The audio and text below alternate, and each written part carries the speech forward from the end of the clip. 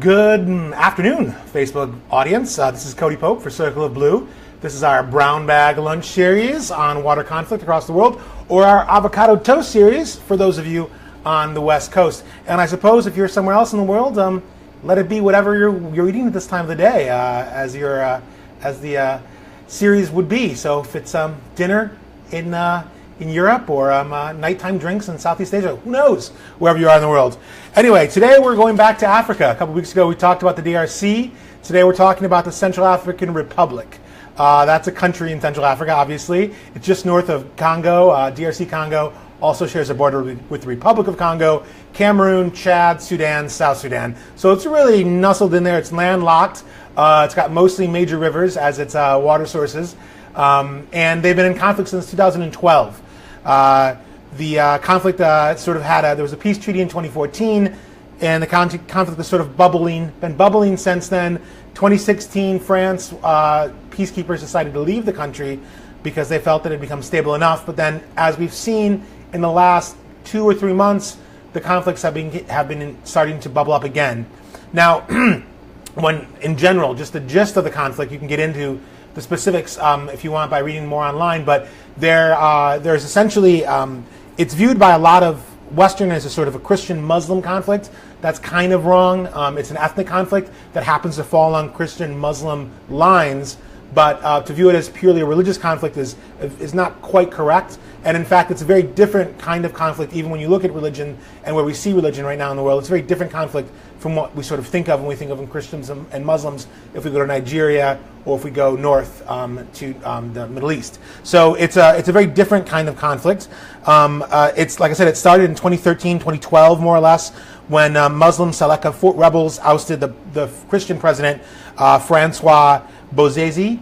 And then as a result of that, Christian forces that were actually at one point formed by the then president Bozezi in the 90s and early 2000s to protect highways, they took up arms against the Seleka rebels, and they're called anti-Balaka rebels.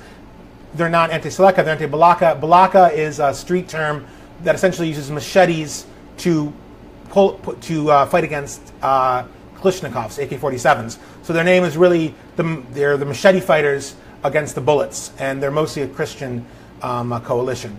So what we saw in June, July, and August is an increasing of fighting in the region around, and I apologize, Bengeso right now, where we have UN peacekeeping forces. In total, there's about 13,000 UN peacekeeping forces in the country. Like I said, the French peacekeeping forces left at the end of 2016, but so far they've been unable to protect in the regions where where we're currently talking about. In this case, Muslims against Christian forces, and we just saw that in terms of there have been at the very end of the month, in July, there were about 2,000 Muslims that took refuge in a Christian church in Bengeso, and they were protected by the UN peacekeepers. Some of those UN peacekeepers have died. We've had 9 die in that region alone since the beginning of this year. And in fact, the reason why we're talking about it in terms of water conflict is that we had 2 die just last week who were going to gather water for the displaced people. So we've got a conflict, and we talked about it before when we talked about the DRC in terms of rural versus city and what that means in Central Africa or what that means in Africa. And in terms of how you get your water and how you're used to getting your water. So when you displace people from city communities into rural communities or vice versa, they don't quite understand how they can get access to water. And in this case, where the peacekeepers died, there was they were literally unable to get to the water source, right? So once those peacekeepers died, they locked the access to that water. So this is an area and a region that we're following closely, and we'll keep looking at it. And it has the dynamics of the sort of, like I said, rural versus city conflicts that occur in Africa. Right now, the government is pretty much only in control of the capital, Bangui, and we'll keep watching it. Sorry, I need a drink of water myself, unfortunately. So that's the Central African conflict writ large. I want to thank Kayla Ritter again, and I want you guys to go ahead and remember that you can always ask me questions during these events. So they'll come in on the bottom of my screen, and I'll be able to answer them live. And we'll be back next week, again, same time, same place, noon on Thursdays, Eastern Standard Time, 9 a.m. West Coast time, for you to log in. And you can also ask questions ahead of time.